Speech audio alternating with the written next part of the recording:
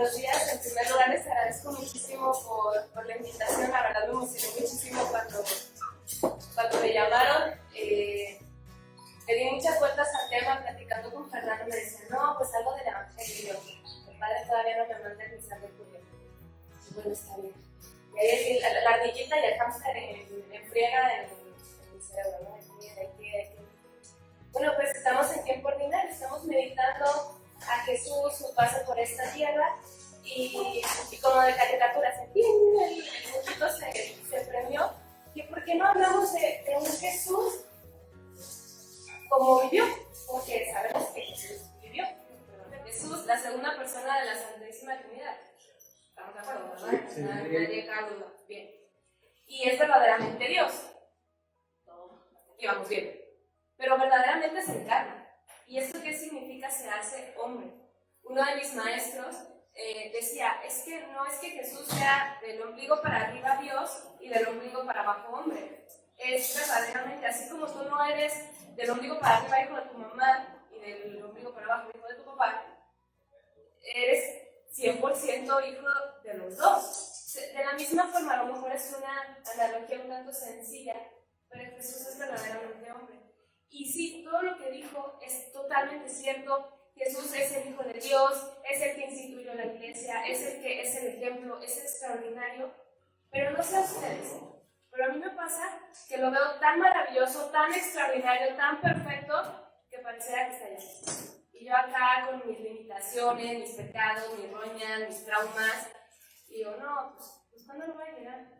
Entonces, el objetivo de esta charla es precisamente ver a ese Jesús muy humano, muy cercano, que nos sintamos identificados con Él, porque todo lo que nosotros vivimos, el verbo, todo, menos el pecado, lo vivió también Él. Entonces, si alguien nos puede entender o puede ponerse literalmente en nuestros zapatos, es Jesús, con la ventaja de que todo lo que nosotros vivimos, Él ya lo superó.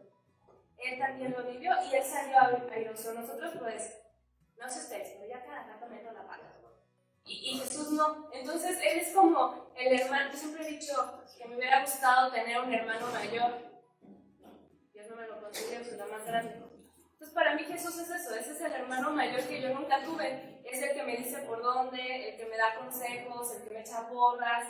Y es una relación como muy cercana. Y es como el objetivo que tenemos el día de hoy.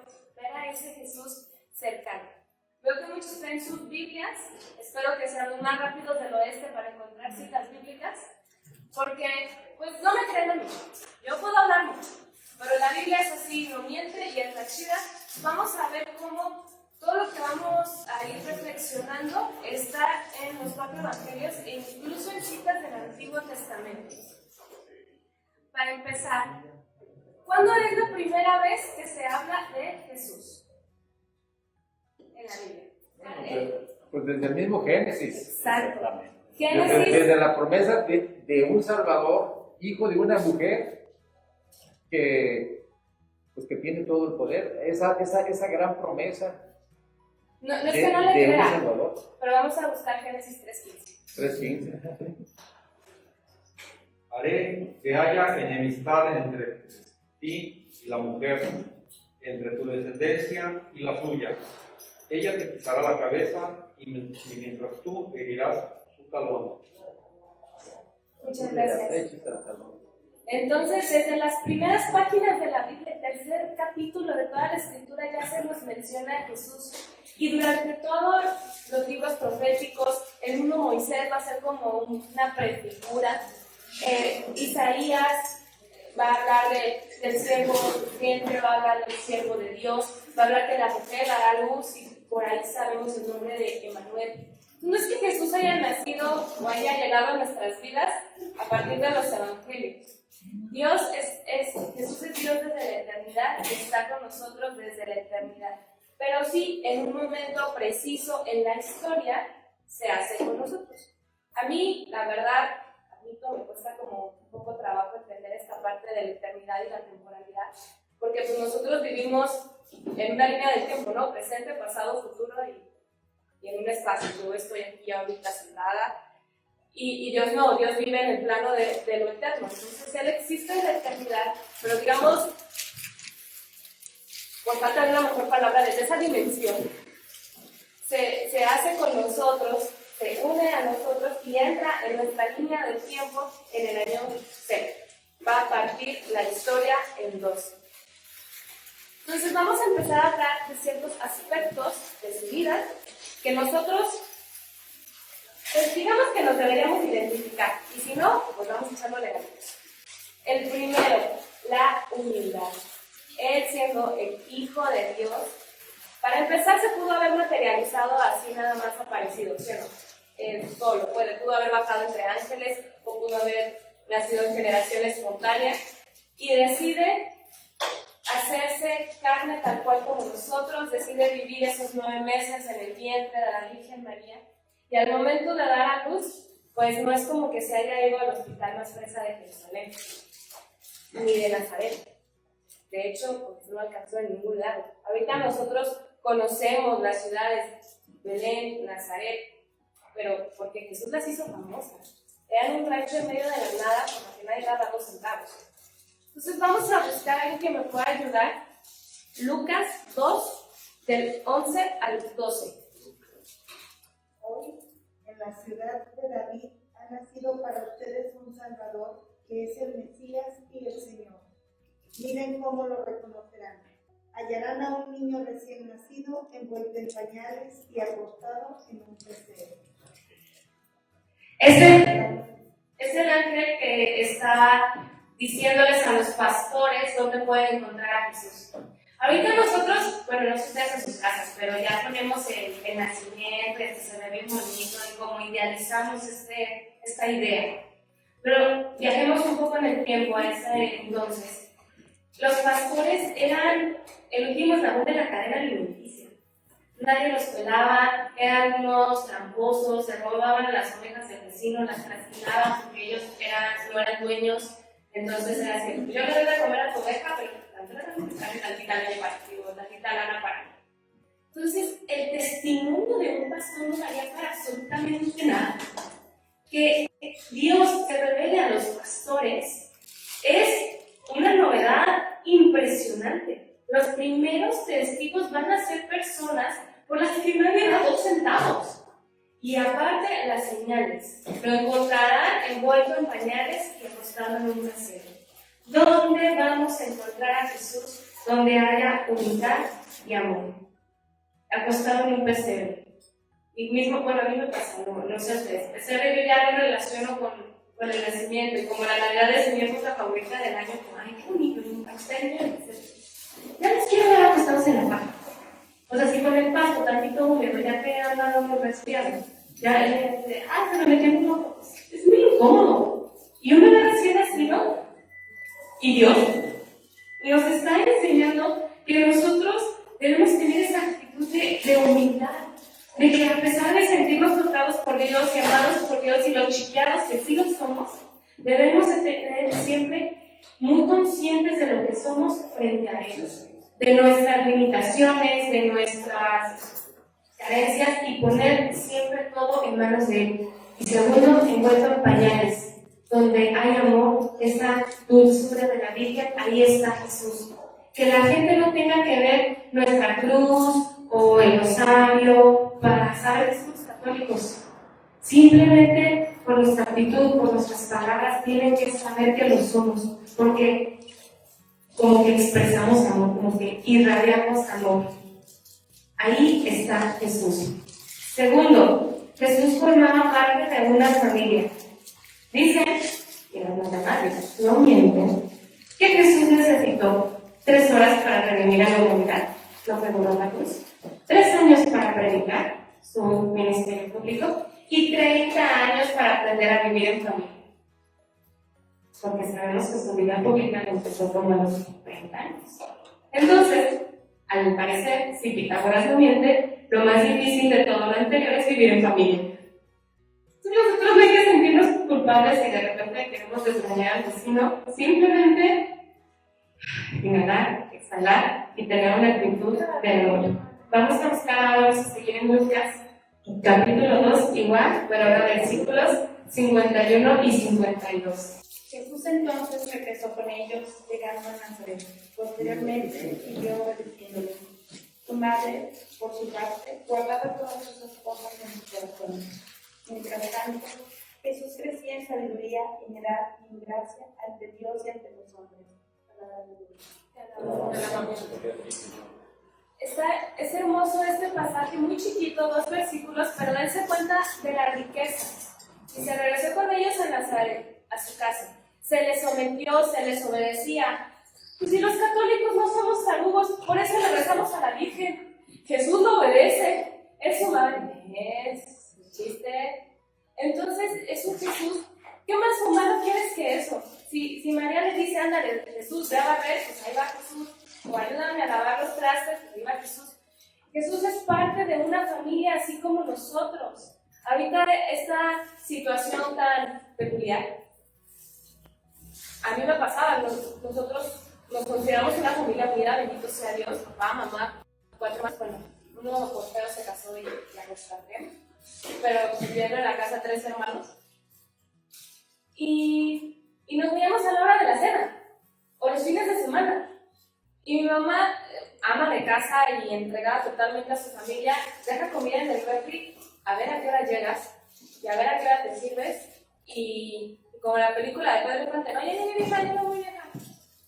Y nos funcionaba bastante bien, convivimos los domingos y no nos desgreñamos. Tómala, como Office, 24/7. Mi hermana y yo tenemos una voz muy similar, de hecho hay quienes dicen que no nos logran distinguir. Y trabajamos en la misma empresa. ¿Se imagínense en una mesa así, una de cada lado y las dos en junta? Pues la junta de ella se la chutaban los míos y viceversa. Entonces, así como que, Rosy, cállate. Y, o sea, son un montón de adaptaciones. Vivir en familia no es sencillo. Es complicado. Y aunque tengamos más o menos los mismos temperamentos, pues tus papás tienen que ser compatibles porque pues por algo se casaron. Sigues cada quien teniendo cada cabeza su mundo. Y Jesús también vive eso. Claro que es la Sagrada Familia, por supuesto. O sea, Dios no iba a escoger a nosotros.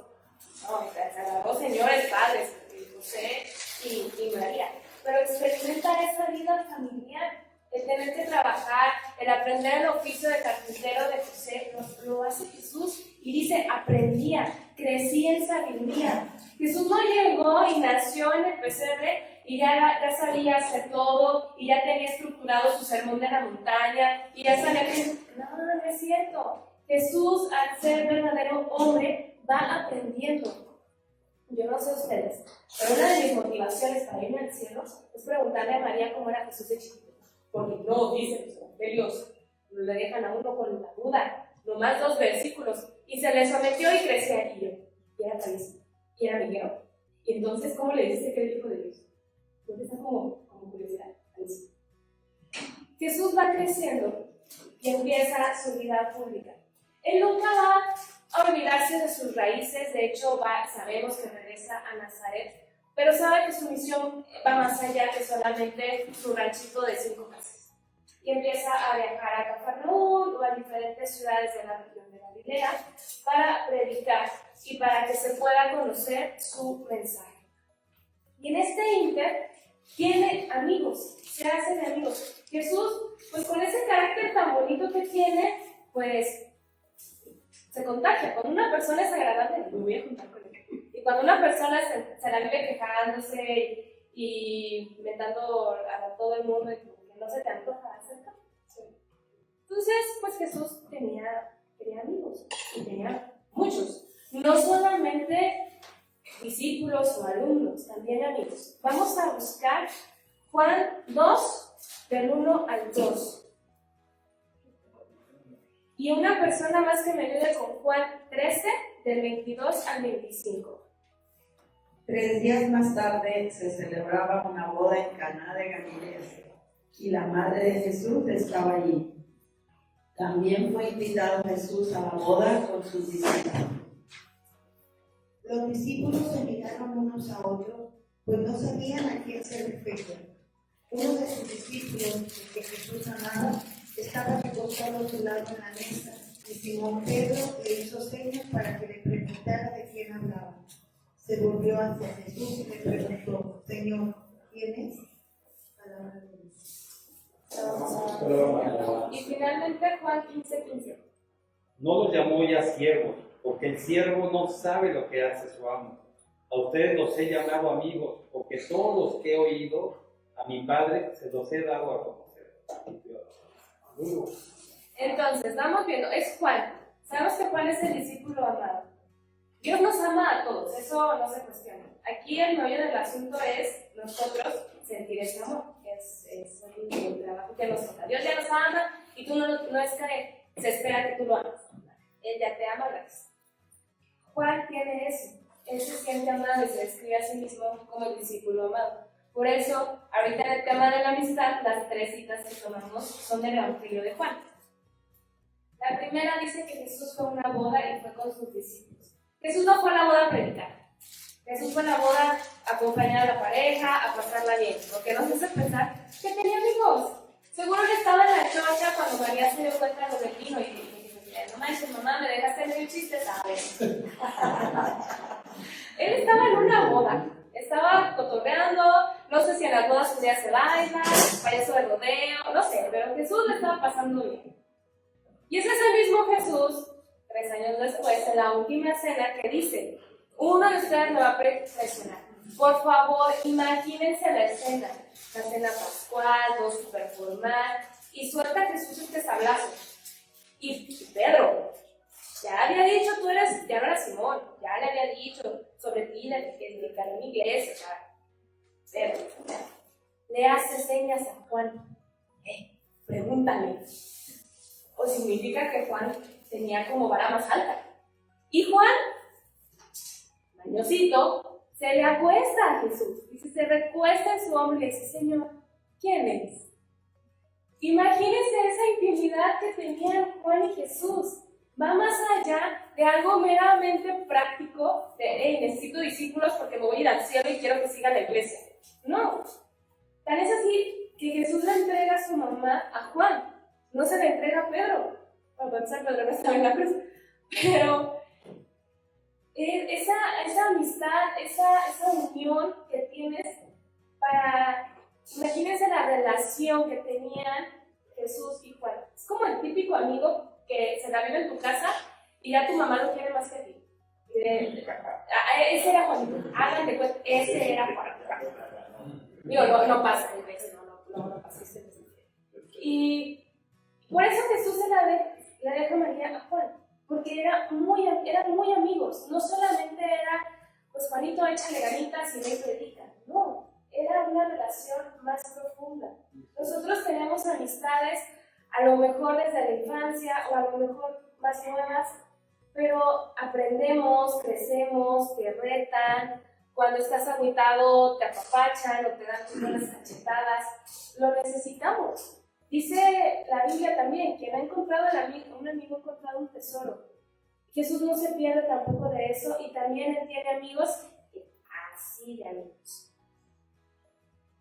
Y Jesús también se la pasaba en fe. De aquí para allá, y iba a tocar la una y apuraba uno, y iba para el monte de las bienaventuranzas a predicar, y así.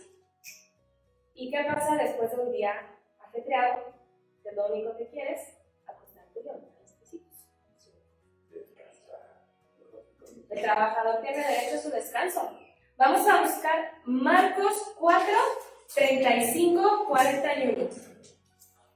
Al atardecer de ese mismo día, les dijo: crucemos a la otra orilla. Ellos, dejando a la multitud, lo llevaron a la barca así como estaba. Había otras barcas junto a la suya. Entonces se desató un fuerte vendaval y las olas entraban en la barca, que se iba llenando de agua. Jesús estaba en la popa, durmiendo sobre el cabezal. Lo despertaron y le dijeron: Maestro, ¿no te importa que nos ahoguemos? Despertándose, él increpó el viento y dijo al mar: Silencio, cállate. El viento se aplacó y sobrevino una gran calma. Después les dijo: ¿por qué tienen miedo? ¿Cómo no tienen fe? Entonces quedaron atemorizados y se decían unos a otros: ¿quién es este que hasta el viento y el mar le obedecen? Palabra del Señor. Jesús, si leemos tantito antes de esa cita, estaba predicando. Había encuentra muchas parábolas, milagros, entonces un día de jornada. Y les dice a sus apóstoles, pues vámonos a la casa, a descansar, a cenar poquitos y mañana les seguimos, ¿no? Estaba cansado. ¿Se acuerda Pedro? Acordémonos que Marcos es discípulo de Pedro, entonces el Evangelio de Marcos es básicamente el diario de Pedro. ¿Se acuerda en qué parte del barco estaba? El mar de Galilea es un lago, no es un mar. Un poquito más chiquito que Chapala. Chapala está más peor. Ahorita a lo mejor quién sabe quién tenga más agua. Pero no es tan grande. Les quedo mal con aquello de la geografía y todo eso. Lo que sí sé es que el mar de Galilea está como en un valle, alrededor hay muchísimos cerros. Entonces, eso, gracias. En los vientos, entre los cerros y la altitud y todo eso, que no les sé decir, pero ustedes son muy listos y se lo pueden imaginar, provoca que sí haya tormentas y que sí se ponga como si fuera un mar, cosa que no vamos a ver aquí en Chapala. Entonces sí pasaba eso. Y a pesar de que los apóstoles eran pescadores, tenían callo, pues se asustaban mucho, o mucho. Y Jesús dormía. A pesar de las olas. Sí, Y a tenía pesar de sueño las pesado. olas, Diría mi abuelita. Diría mi abuelita, tú duermes como si tuvieras padre y madre. ¿Sí tengo? ¿Qué? Así también Jesús tenía padre y madre. Pero cayó. Imagínate cómo andaba de cansado. Hay veces que estás tan cansado que caes como tabla y te despiertas y ni la sábana moviste de que no te moviste. Yo te digo, manches, no me la noche. Hagan de cuenta, así estaba Jesús. Jesús también se cansa. Y le parecía que los discípulos no se lo permiten. A ver, reacciona, te necesitamos, no puedes dormirte. Pero está bien cansarnos, se vale. Y que estamos en friega y estamos picando piedra, y el apostolado, y la misa, y no sé a qué se dediquen, la familia. Y llega un punto que dices, ya, no puedo más, se vale. Y yo les recomiendo desde el fondo de mi corazón que esos momentos que digan, ya, hagan una pausa, de ser posible frente al Santísimo, si no, en su cuarto, en un lugar donde ustedes quieran, y lo pongan todo delante del Señor. No está mal sentirse cansado, no está mal. Échate una siesta y síguele. ¿Qué fue lo que hizo Jesús? Se echó una siesta más cortita de la que hubiera querido, pero le siguió y lo salvó y hace el milagro. Se vale. Así como nosotros nos cansamos, también Jesús se cansaba, pero no nos quedamos ahí. No nos quedamos en que, ay, no, es que ya me cansé, estoy harta, no funciona esto, no sirve para nada, nadie me pela, ya me voy. No, échate una siesta, pon las cosas en manos de Dios y sigue para adelante. Jesús también es muy generoso, muy generoso. Vamos a platicarlo, seguramente ya lo han leído muchas veces. Quiero que traigan a su mente el pasaje de la multiplicación de los panes. Dato curioso, es el único milagro que está en los 4 evangelios. Tenemos milagros en 1, en 2, en 2, en 3. Este es el único que está en 4. Y no solo eso, Marcos y Mateo lo ponen doble. Entonces, este milagrito está 6 veces en los evangelios. ¿Por qué? Porque fue tal el impacto que causó en la gente que se quedó muy grabado. Y ya el redactor final, armando las correcciones y haciendo las últimas ediciones de cada uno de los evangelios, pues a lo mejor le llegaron 2 relatos. Puede ser que sí haya sido 2 veces o muchas veces, puede ser que haya sido solo una, para que nos vayamos al cielo, que nos vamos a casa. Pero en lugar de decir, pues ya puse la primera multiplicación, ¿para qué pongo la segunda? No, lo quiere recalcar. Jesús es muy generoso. De algo muy chiquito, Él lo multiplica y lo hace muy grande. Dice, alimentó a los 5,000 sin contar mujeres y niños, y aparte, sobró. Les voy a platicar una anécdota mía de mí. Hace unos meses, cuando terminaba la carrera, yo tenía la inquietud de ser misionera. Y como que a la parte de atrás de mi cabeza decía, si me hago religiosa, igual, chiquitera, ¿sabes? Entonces decidí hacer una experiencia como misionera de Carla de un año. Y no es una decisión que tomes a la ligera. O sea, la verdad, bendito sea Dios, yo vengo de una familia que me quiere mucho, a la que yo quiero mucho. Mi papá es súper chambeador, nunca nos ha faltado nada. Yo no hacía eso por huir de una realidad, al contrario, yo era sumamente feliz. Pero algo dentro de mí decía así como que es que Dios me ha dado tanto, bendición tras bendición, que de alguna forma le voy a tener que pagar. Y nunca se lo compartía a nadie, esta motivación. Yo decía, no, es que lo mío es el apostolado, lo de la prédica, ¿qué tal que voy por aquí, hacerlo algo concreto? Era como la versión oficial. Pero dentro de mí era una forma como de pagarle a Dios. Y estando en la misión, literal, en la cocina de los padres echando chocha, en el chisme, así cafecito, en la tarde, pues eso que te pones a arreglar el mundo y a filosofar y así, dice uno de los padres, es que estamos mal, creemos que le vamos a pagar a Dios de las bendiciones que nos da. Creo que no, Dios jamás se va a ganar. Y yo, así, no manches, ya párale con las pedradas. Y él no sabía, yo nunca se lo había expresado, pero en serio, como era parte, yo me sentía tan bendecida, tan apapachada, que yo decía, le voy a pagar a Dios. Y él me lo dijo, o sea, obvio el Espíritu Santo le sopleteó en ese momento, y yo así de, no manches, es que sí es cierto. Y ponte a hacer conciencia todo lo que hace Dios a través de ti, de tu apostolado, de tu familia, regalos impresionantes que te da. Algún día, no sé, que estás agüitado y de repente una palabra amiga, yo les compartía de, yo estaba por celular, pero sí manda correos. Durante este proceso, pues de un año, hay encuentros fuertes contigo mismo, porque es buscar tu vocación, no es algo así como que tomes a la ligera. Yo platicaba con uno de los sacerdotes, como de todo lo que traía, y así como hasta agüitada, llegó un punto que ya no disfrutaba la misión. Es como, si estoy aquí por gusto, ¿cómo voy a ser miserable, no? Y ya el otro nomás me escuchaba, pero tenemos un amigo en común. Entonces yo vivía en ese entonces en Monterrey, tenía la misión en Monterrey, y este sacerdote va a un retiro a México, donde está nuestro amigo en común. Y a la semana les gusta, estoy en un ciber revisando unas cosas y me llega un correo de esta chava. No, Liz, fíjate, oh, qué caray, Dios sí manda correos. Y no les voy a decir que ya con eso solucioné mi vida y mi vocación y todo, pero sí fue como ese empujoncito que necesitaba, ese ánimo. Yo llevaba 2 meses del año, iba empezando cuando fue lo más complicado para mí. Entonces, Dios no se deja ganar en generosidad, jamás.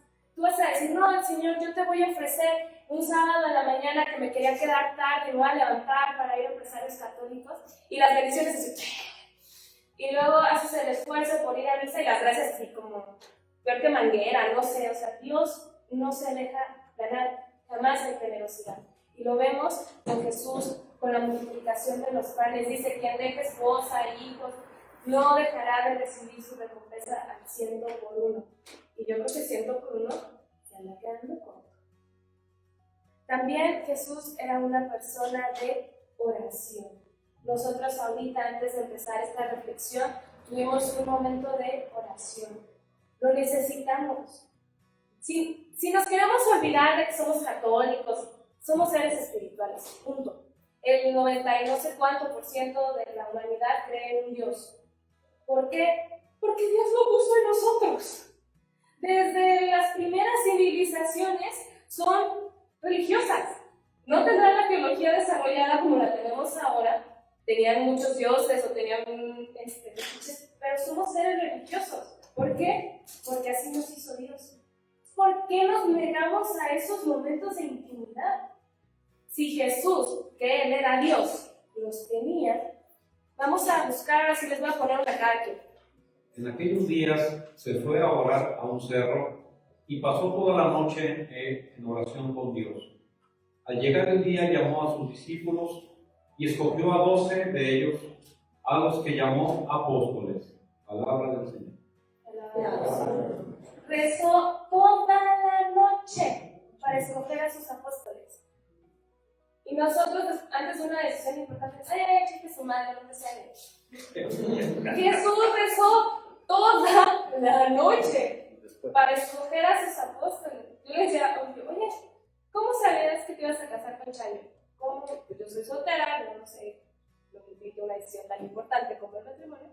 Y me dice, pues mira, yo me fui con el Señor de la Misericordia, me hinqué y le dije, Señor, Chayo es la mujer que tienes para mí. Y como el que cayó corda, pues le di anillo. Y pues ya llevan, que será como unos 25 años de casa, de inicio. Pongamos todo en manos de Dios. Si Jesús necesitaba rezar, ¿cuánto y más nosotros?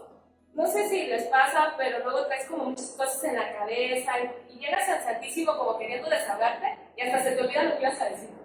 Y sales como si hubieras bajado de peso, no sé, como que respiras mejor. No sé, es algo increíble que Dios tiene para nosotros. Luego Jesús fue con los discípulos a un lugar llamado Getsemaní y les ordenó: siéntense aquí mientras yo voy a orar más allá. Palabra de Dios. Era alrededor del mediodía. El sol se eclipsó y la oscuridad cubrió toda la tierra hasta las 3 de la tarde.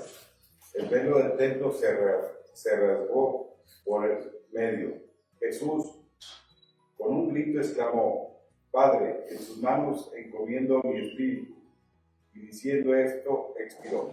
Imagínense lo complicado que debió haber sido para Jesús pasar en la prueba de la pasión.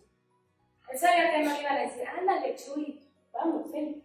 Se ve que va a ser algo muy duro. Y lo hace con amor. A mí me encanta la escena de la película de la pasión, cuando le dan su cruz para cargarla, la abraza, como que hasta el cachete lo pone en el madero. Es algo que él decide hacer y lo hace pensando en cada uno de nosotros. Pero también sabe que no está tan fácil, de hecho, cero fácil. Ya nos quiero ver a nosotros con una cortadita en una hoja de papel, de urgencias. Entonces, Jesús sabe que va a ser una prueba complicada, fuerte, y que hace ora. Jesús ora. Antes de hacer los milagros, ora. Antes de resucitar a Lázaro, ora. Antes de multiplicar los panes, ora. Todo el tiempo está Jesús orando. Y son oraciones de alabanza. Vamos a la última que hemos dicho en Mateo 11, 25, 27. En aquel tiempo, tomando Jesús la palabra, dijo: Yo te bendigo, Padre, Señor del cielo y de la tierra, porque has ocultado estas cosas a sabios e inteligentes y se las has revelado a pequeños. Jesús también alaba. Cuando recemos por Dios, que no sea lista de súper. Que sea, porque a veces llegamos, ay Señor, es que fíjate, necesito paciencia, necesito caridad, necesito fortaleza. A ver, ¿en qué momento damos gracias? ¿En qué momento alabamos? Yo no digo que no pidamos. Me encanta a Dios que lo pidamos. Por favor, sigan pidiendo. La dijimos antes que está la generosidad. Pero también alabar, también dar gracias, también cotorrear. Si Jesús es un amigo, es un hermano, pues platícale cómo estuvo tu día. Y a lo mejor le podemos decir, Señor, dame paciencia, porque si me das fuerza lo paso. Pero a manera de cotorreo, a manera de desahogo, Jesús es el amigo, es el que siempre va a estar ahí para escuchar. Y Jesús también se enojaba. ¿Ubican la película Intensamente? Vean, es buenísimo. Es una niña y está en su cabeza y son las 5 emociones: ira, desagrado, miedo, amor. Entonces, conforme las emociones las va sintiendo una chiquilla, es la emoción que tiene así como un mando de control y es la que le pica los botones. Entonces, si la niña se enoja, llega furia y empuja y la niña grita, ¿no? Y si está asustada, pues es temor y así. Pues Jesús también tiene emociones y también se enoja.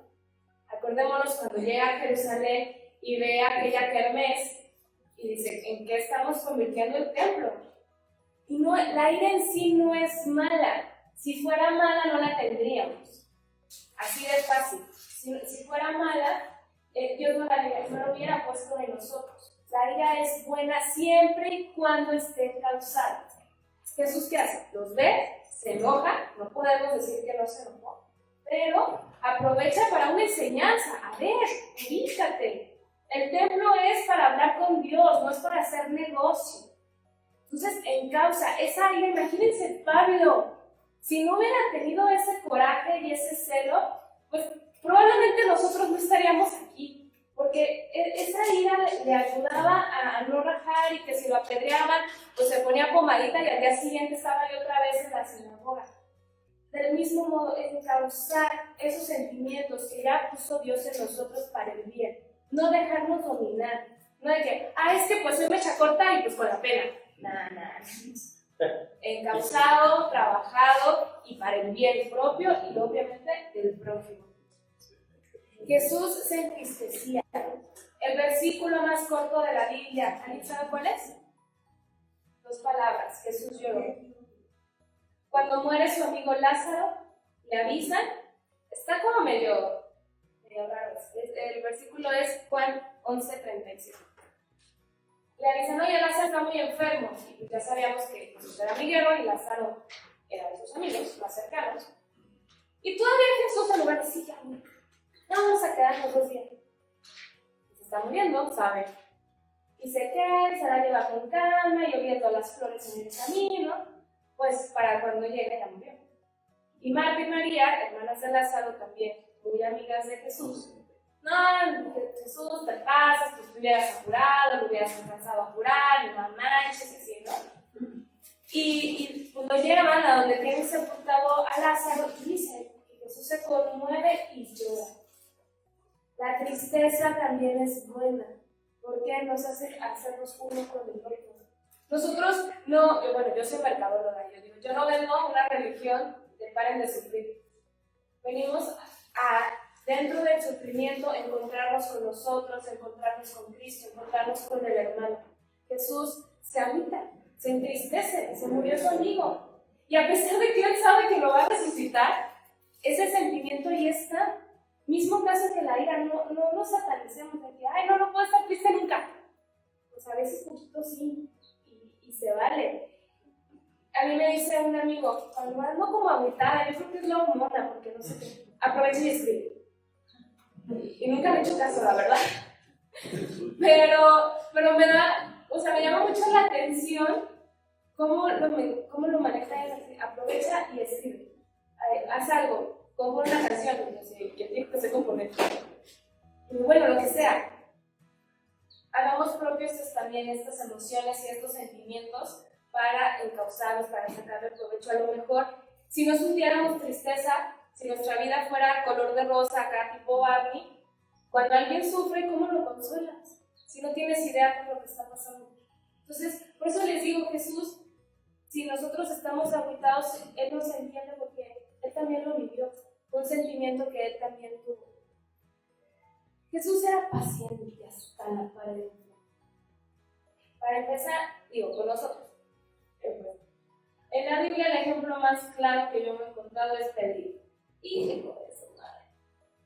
Atrabancado, aborazado, tosco, y fue el primer papa. Derrocado. Yo digo, a ese sí no puedo decir que lo leí, pero yo digo que Jesús lo escogió por lo mismo de atrabancado. Si no, alguien en su sano juicio no se hubiera aventado esa misión. Y Jesús le tiene paciencia. Cuando leemos, ¿quién dice la gente que soy yo? Y ya dice, que Pedro, tú eres el Cristo, el Hijo de Dios. Y Jesús le dice, tú eres Pedro, sobre esta piedra edificaré mi iglesia. Y enseguida le dice Jesús, no, que me van a crucificar. Y Pedro, no lo permita Dios. Y Jesús, apártate de mí, Satanás. Pues, literal, están seguidos. Búsquenlo en sus Biblias.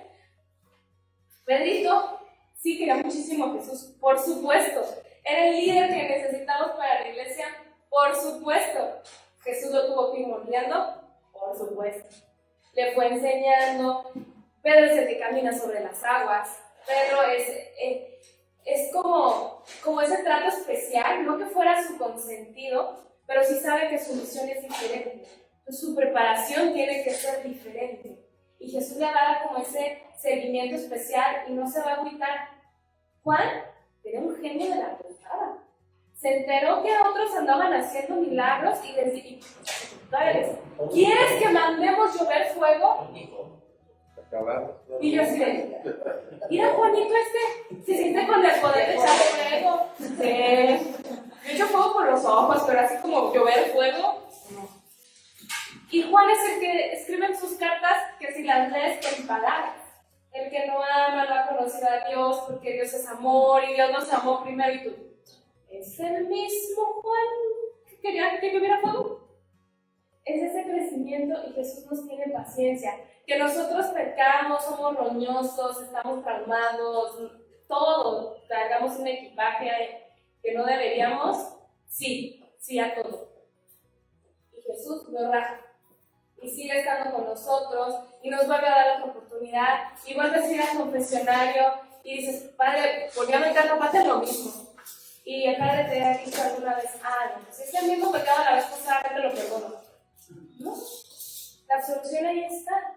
Jesús es eternamente paciente y siempre está dispuesto a tendernos esa mano. ¿Por qué nosotros no somos igual con los demás? Sí te voy a perdonar, pero no se me voy a olvidar. Mamá, ¿te acuerdas cuando pasamos por San Juan?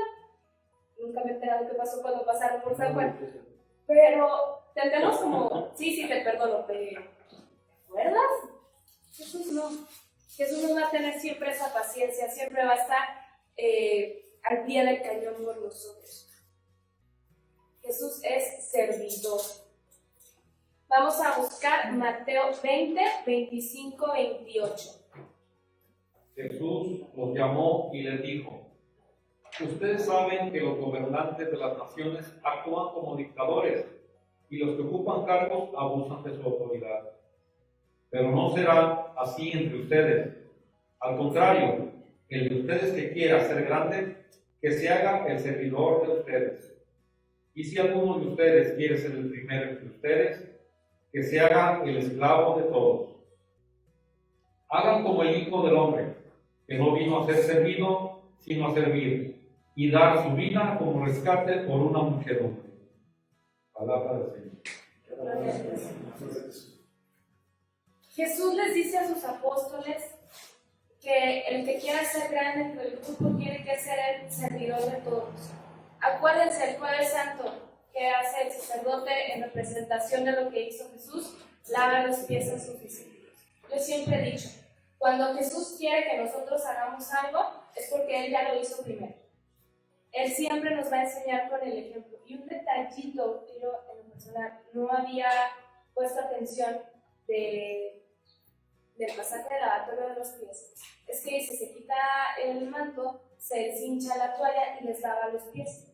Y se vuelve a poner el manto. Nunca se quita la toalla. ¿Por qué? Porque el servicio nunca acaba. Nunca dejamos de servir, nunca estamos al pendiente de los demás. Y acá lo interesante no es esperarte a que te pidan el favor. Otra película que les recomiendo, si no la han visto, Cadena de Favores. Se trata de un chiquillo de secundaria que su profesor de ciencias sociales les deja el proyecto final cambiar al mundo. Y escuchamos el canto. ¿Ok? Entonces la cadena de favores. Cadena de favores. Entonces lo que se le ocurre a él es hacer 3 favores. Dice, pero la regla es que sea algo grande y algo que ellos no puedan hacer por sí mismos.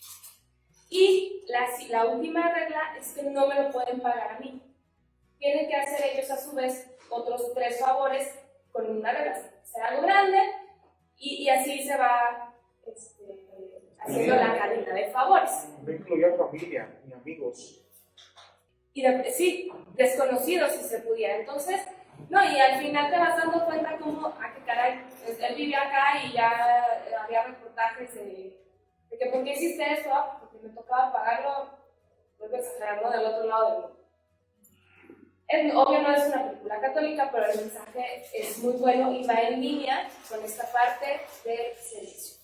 ¿Cuál es el secreto de Jesús para poder lograrlo? Porque esto se oye bien difícil. Se oye muy bonito, muy romántico, platicado, leído en la Biblia. ¿Cómo le hace Jesús? Las últimas 2 citas bíblicas ya les voy a dar puntitas. Uno va a ser Juan 13, versículo 1, perdón, y el otro Juan 17, 23. Antes de la fiesta de Pascua, sabiendo Jesús que había llegado a su hora de pasar de este mundo al Padre, Él, que siempre había amado a los suyos que estaban en el mundo, los amó hasta el extremo. Los amó hasta el extremo. Esa es la primera clave súper importante. Los amó hasta el extremo. ¿Y la segunda? Yo en ellos y tú en mí. Así alcanzarán la perfección en la unidad. Y el mundo conocerá que tú me has enviado y que yo los he amado a ellos como tú me amas a mí. Jesús hablando con el Padre. Imagínense la unión que tiene Jesús con el Padre. Él la desea para nosotros. Que de la misma forma que Jesús y Dios Padre son uno, que nosotros y Dios Padre, que nosotros y Jesús seamos uno en el amor. Habiendo amado a los suyos que estaban en el mundo, los amó hasta el extremo. El amor es el secreto de todo. Es lo único que nos va a ayudar a lograr todo esto. Primero, dejándonos amar por Dios. Nadie da lo que no tiene. Lo más importante, déjate amar por Dios. Flojito y cooperando, vénganos tu reino. Y segundo, todo ese amor que estás recibiendo, compartirlo a los demás para que se multiplique. Imagínense si todos viviéramos bajo esa filosofía. A mí alguien me dijo, ¿por qué crees que el mundo está puertas para arriba? Porque no se saben amados por Dios. En el momento en que tú te sabes amado por Dios, te cambia el chip. Y entonces sabes que así como Dios te ama a ti, ama a la otra persona. Y no sé si se acuerdan de la Cenicienta que dice, algo bueno de tener. Y a lo mejor hay prójimos que están como un poquito más complicados de amar, pero dice, Dios los ama. Y eso nos debería de motivar para, pues si a lo mejor no amarlos o tener esa relación hermosa, pues sí buscar esa relación. La madre, Santa Teresita del Niño Jesús, había una monjita en el convento que le caía gorda. Y entonces su propósito era tratarla bien, porque pues Dios la creó y la creó con amor, entonces yo la tengo que ver a través de los ojos de Dios. Y la trataba mejor que a los demás. La otra monjita creía que eran súper BFFs y súper amiguísimas. Y Santa Teresita no la trataba. Pero tanto fue como el esfuerzo de tratarla bien, a pesar de lo que ella sentía, que eventualmente se hicieron mejores amigas. Entonces, ese es el secreto, nada complicado. Para lograr todo esto que Jesús logró, lo que nosotros tenemos que hacer es dejarnos amar por Dios y estar dispuestos a compartir ese amor a los demás.